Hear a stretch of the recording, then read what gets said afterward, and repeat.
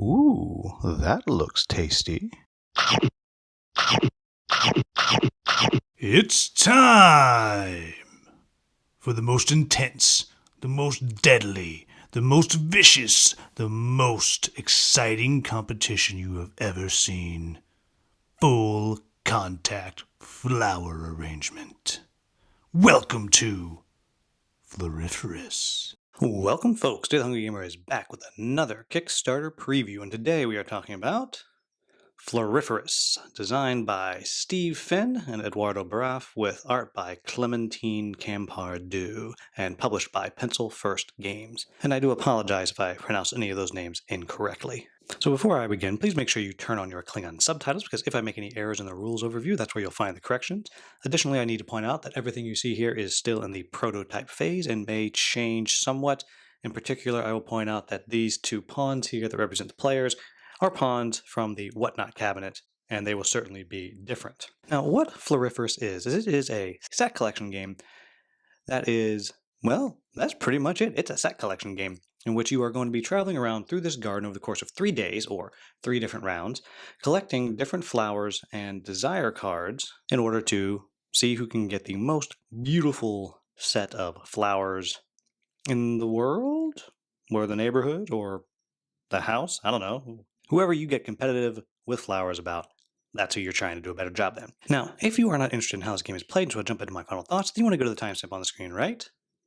Now, for those of us still here, let's quickly do a rundown of how this game is going to be played. Now, what you see here is a setup for 2 players. The more players you have, the more rows of cards you'll have set up before you, but you can get the idea with just this 2-player setup. What you're going to have is you're going to have 5 columns of cards, which means each round is going to be 5 turns. And at the bottom, you're going to put out 1 in each row of these desire cards. And what these are, these represent in-game scoring. For example, this one right here, you get 2 points for every pink flower you have. For every butterfly you have, you're going to get 3 points. This one here, for every different type of flower you have, you'll wind up getting progressively more points.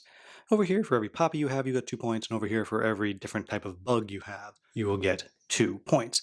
Additionally, you'll see these stones here. These stones here are what you're going to do to wind up seeing who gets the ever-present cup of tea at the end of the game, which is worth another 2 points. And the gameplay is very simple. What's going to happen is each player is going to pick 1 card from the row. So for example, we'll say blue goes first. We'll say that blue wants this lily here, so they would take the stone, and they would take this purple lily over to their hand, and they would leave their pawn there. The next player has a choice of here or down here. And we'll say, for the sake of argument, that they feel like they're going to get a lot of pink flowers, so boom, they're going to come here and take that over to their side. Then you look at who is closer to the top of the column there, and that player gets to go first. So in this case, blue would get to go first. And we'll say that they're going to come right here and take that lily with the butterfly on it, and green's going to risk it on this flipped upside down card, and they're going to wind up with a poppy with a moth on it. And you get the idea, and you go through to the end of the day. At the end of the day, you're going to look and see if anyone has completed any of these sets up at the top of the board. And if you have, at the end, you'll take one of your flowers, and you'll simply place it on the card that you accomplished. And if you do it on the first day, it's going to be worth 5 points. If you do it on the second day, worth 3 points. On the third day, it's going to be worth 2 points. Once you have completed, you'll be on this side of the garden. Then you will reset the board and you'll go back. Then you'll be over here and you'll do the same thing 1 more time. The only thing that is not going to get replaced every day are these scoring bonuses up at the top. Everything else will get replaced. And at the end of the game, you simply total up your points. Now, in addition to these desire cards down here, there are other ways to score points. You may notice out here we have these sculptures. These sculptures give points to whoever has the most sculptures. Whoever has the most will get 5 points, second most gets 3 points, third most gets 1 point. In addition to that, you have these cards like this here. These arrangement cards tell you you're going to get points based on if you've managed to get everything in this particular arrangement.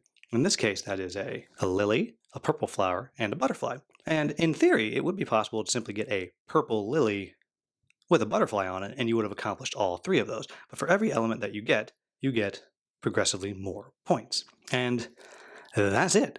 That's how this game is played. Now, it is important to note that there are a whole bunch of different desire cards you can see here, and there are a whole bunch of just cards in general, as you can see, as I kind of flip through all of these. So there are a lot of cards, a lot of options, and there are a bunch of these choices that you can get as well, as I show you all of those right there. Then obviously the person with the most points at the end of the game will win. I will also point out that there is a solo variant, which is relatively simple and just uses this set of cards right here and allows you to play a solo game as well. So what do I like about this game? First off, let's start with the elephant in the room, the artwork. These flowers are stunning. The artwork on this is, I think, possibly the best artwork that Pencil First Games has done. Though maybe the art on Skull Hollow, but of course that's a very, very different style of art. As far as just the artwork of Herbaceous and Sunset Over Water and Whatnot Cabinet, as good as the art is on those games, I think this is my favorite. This kind of watercolory look. I don't know if it's actually watercolor, but that style, I think it's just beautiful, beautiful, beautiful. The next thing I'll say is I think for a game that is pretty much one mechanic that you're doing, the decision space is massive. It is massive, massive decision space that you have because as you're going through, you have that decision of when do I want to start picking up in-game scoring cards? Do I want to pick one up early, which means I'm going to be going very late in the very next turn when we're picking, and then try to collect based on what it is I have? Or do I want to just be collecting stuff and then towards the end of the game start picking these up to try to fit with what I've already got a lot of? That in itself is a fun decision. But then on top of that, you have these stones that are out there. Do I want to try to go for all of those? Do I want to try to go for these arrangements? Do I want to instead try to go for all of these sculptures? What is it that I want to try to do? And even though there's not a lot of things out there, there are possible, might be a bug, there are colors, and there are types of flowers. That's it. But it feels like the options are endless. And then you add on top of that these end of day scoring cards that you're also looking at and trying to see if you can accomplish as you go. And the game can be taught super quick, but there are so many options in there. And I think that just really, really makes a game that is so simple, I really think it makes it work really, really well. Then on top of that, on top of the solo, on top of all that, there's also this lovely mini expansion that Kickstarter backers are going to get called Early Spring.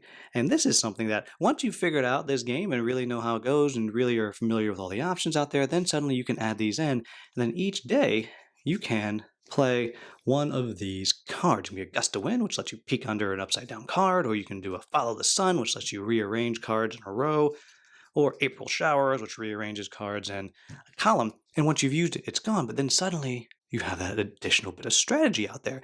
And so what I think it does is it makes for a very strategic game that is very simple to play. I think if you're looking for a set collection game and you're looking at this art and saying, wow, that's stunning art, then here you go.